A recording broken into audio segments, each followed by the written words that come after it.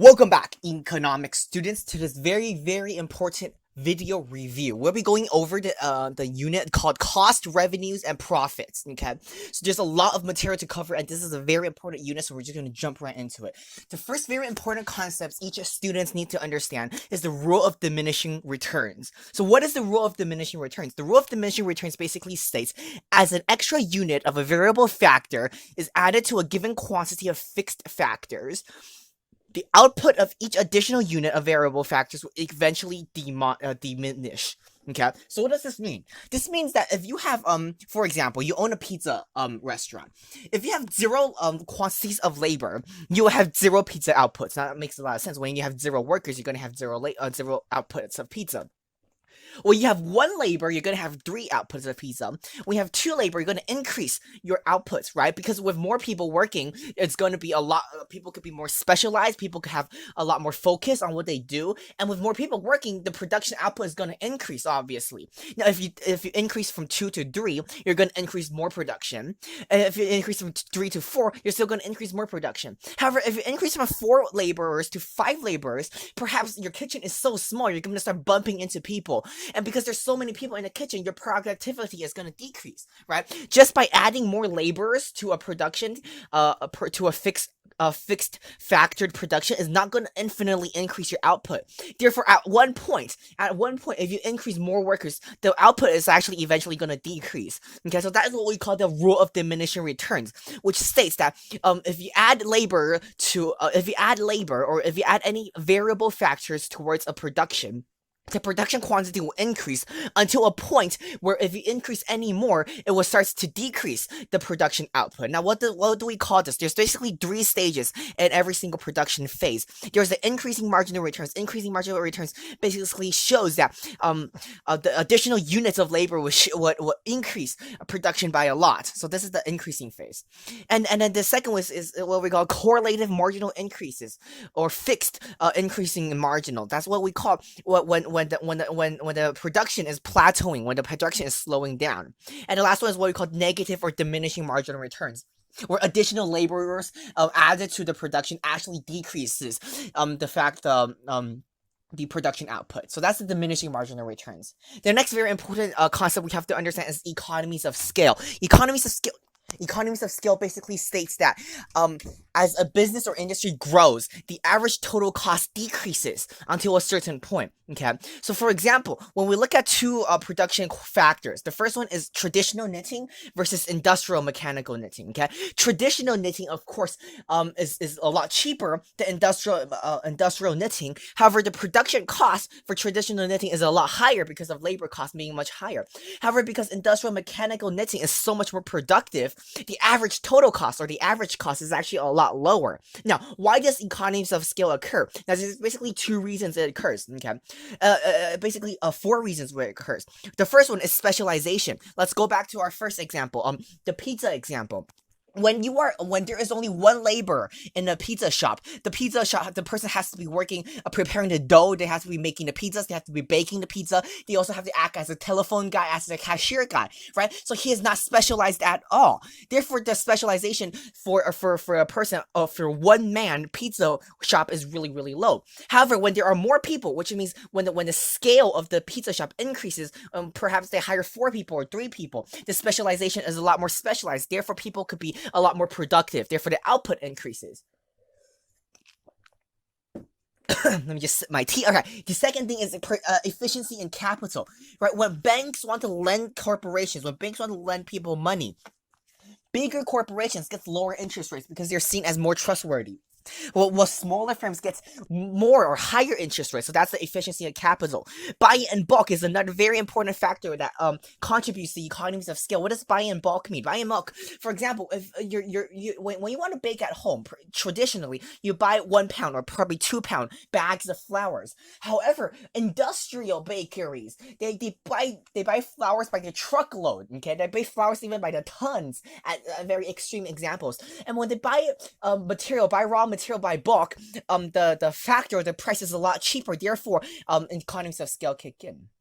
Now, there's economies of scale and there's also diseconomies of scale.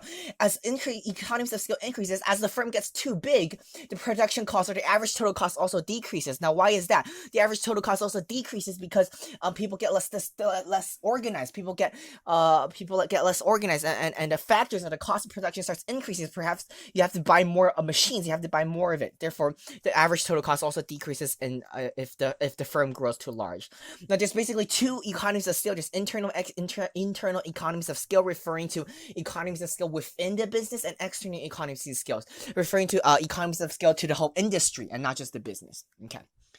Now, the next thing we want to take note of is cost theory. Okay, cost theory is quite complicated. The first thing we have to be able to calculate is total fixed cost. Now, what does total fixed cost look like? Total fixed cost refers to the fixed cost that must be paid regardless of the product output and regardless of the variable factor. Okay, so the total fixed cost is always the same.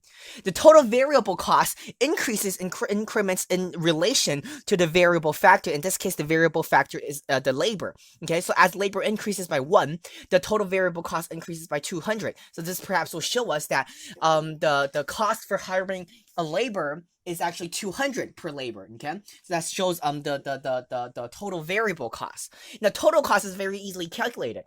Total cost is just total fixed cost plus total variable cost, which gives us 400, 600, 800, etc. Now, average fixed cost is calculated by total fixed cost divided by quantity. So, for example, what is the average fixed cost when there's a labor of 4? Okay, so when there's a labor of 4, the total fixed cost, or the total cost is 120. Or 1,200. 1,200 divided by the total output of 270 gives us a total cost of 5.71 per unit. Okay, so that's how we calculate average fixed cost. Average fixed cost is calculated by the total fixed cost divided by the quantity output. Okay, and marginal cost is calculated by the change in total cost divided by the change in quantity. And marginal cost basically decreases and it increases again. Why does that look like that? Now let's go into the graphs. Okay. Right. So once we have seen this, the total fixed cost is fixed. Okay. So therefore, it is a horizontal line that goes like that. The total variable cost starts at 0, increases because of economies of scale, and it plateaus off because of diseconomies of scale.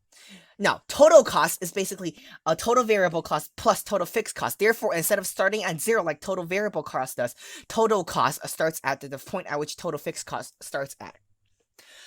Average total cost is a linear, is an exponential line that decreases like this, because the total fixed cost is the same throughout the whole thing. However, the output increases. Therefore, the average fixed cost is a line that decreases and then decreases in an exponential rate. Okay, marginal cost decreases and it increases again. Now, it is important to take note that marginal cost intersects average total cost and average variable cost at their lowest point. Average total costs refers to the total cost of operation when divided by the total quantity output. Okay. Average variable cost refers to the average variable cost divided by total quantity output. Therefore, average total cost is higher than average variable cost because it accounts for the total fixed cost. Okay. So I hope this illustrates some of the illustration of these cost theories. Now that we have gone into the cost theories, the next thing you have to go into is the total, average, and marginal products. Okay. So marginal product equals the change in total product divided by the change in variable, or the change in variable price. The total product refers to the total production when the change in variable factors occur. Therefore, the total product curve, or the TP curve, looks something like this. It increases because of economies of scale, and then plateaus off because of this economies of scale. Marginal product looks a little bit like this. It increases and it decreases. It increases right here is the maximum point of the marginal product. Average product, on the other hand, is an increasing slope that looks a little bit like this. So, average product is calculated by total product divided by the variable, and marginal product is calculated by the change in total product divided by the change in variable. Okay.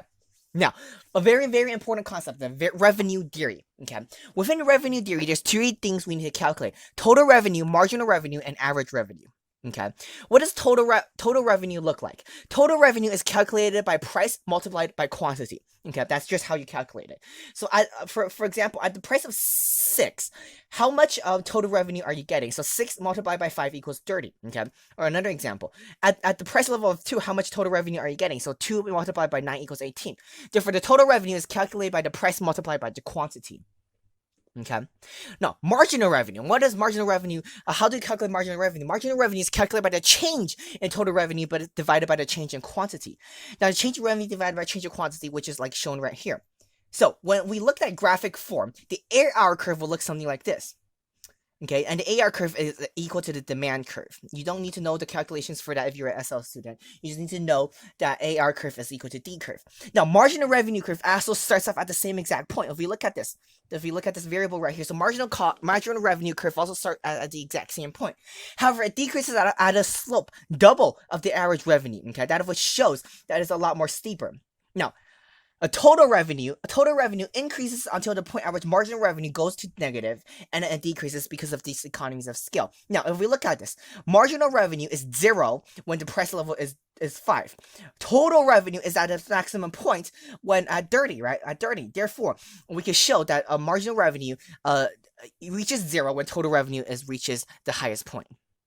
Okay, so this is a review of all the cost, revenues, and profit, and I hope this like review session is helpful in able to be more familiar with the content, and I hope you guys to see you guys in the next one. Goodbye.